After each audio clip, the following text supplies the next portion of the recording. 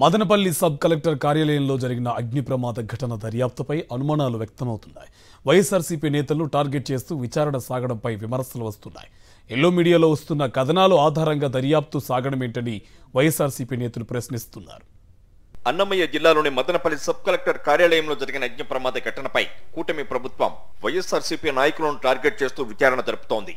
ఈ ప్రమాదంలో sub collector కార్యాలయంలోని ఏవో ఛాంబర్ కుడివైపు సెక్షన్లు పూర్తిగా, ఎడమవైపు సెక్షన్లు కొంత అగ్నికి ఆహుతయ్యాయి. అలాగే కొన్ని రికార్డులు, కంప్యూటర్లు దగ్ధమయ్యాయి. ఈ ఘటన జరిగిన వెంటనే ప్రభుత్వం డీజీపీ ద్వారకా తిరుమలరావును, సిఐడి చీఫ్ రవిశంకర్ అయ్యన్నను మదనపల్లి పంపించి విచారణ చేపట్టింది.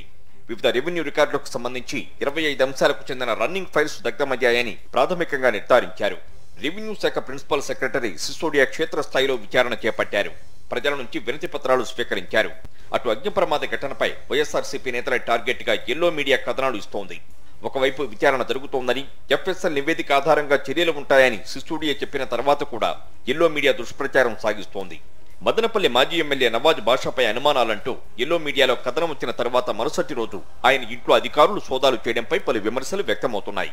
ఎమ్మెల్యే ద్వారకానాథ్ రెడ్డి ఇంట్లోనూ అధికారులు తనిఖీలు చేశారు. మాజీ మంత్రి పెద్దిరెడ్డి రామచంద్రారెడ్డి పిఏ తుకారాం ఇంట్లో పలు రికార్డులను పరిశీలించారు. ఇవి కక్ష సాధింపు చర్యలే అంటున్నారు వైఎస్ఆర్సీపీ నేతలు. అన్ని ఇల్లు తనిఖీ చేయడం జరిగింది, బీరువాలు తనిఖీ చేయడం జరిగింది, మంచాల కింద తనిఖీలు చేయడం జరిగింది. అన్ని రకాలుగా తనిఖీ చేసినారు కూడా వాళ్ళు ఎక్కడ కూడా ఏ ఆధారం కూడా దొరకలేదని చెప్పి మీ శుభాముఖంగా తెలియజేసుకున్నారు. వైఎస్ఆర్సీపీ నాయకులను టార్గెట్ చేసుకుని విష ప్రచారం చేయడం తగదని మాజీ ఎమ్మెల్యే తిప్పారెడ్డి అన్నారు. ప్రమాదమా కుట్ర అనేది తేల్చాల్సింది ప్రభుత్వ సంస్థలని, ఎల్లో మీడియా కాదని స్పష్టం చేశారు. యాక్సిడెంటలా, ఇన్సిడెంటలా, ప్రొవోకింగా అనేది తేల్చాల్సింది ప్రభుత్వం. ఇలాంటి సమయంలో ఏదో అనుమానితులు అని చెప్పి కొన్ని పత్రికలు రాయడం, దాన్ని తీసుకొని ఇమీడియట్ గా వైఎస్ఆర్సీపీ నాయకులను టార్గెట్ చేయడం, ఏదో చేసేశారు అనేటువంటి భావన కలిగించడం చాలా తప్పు.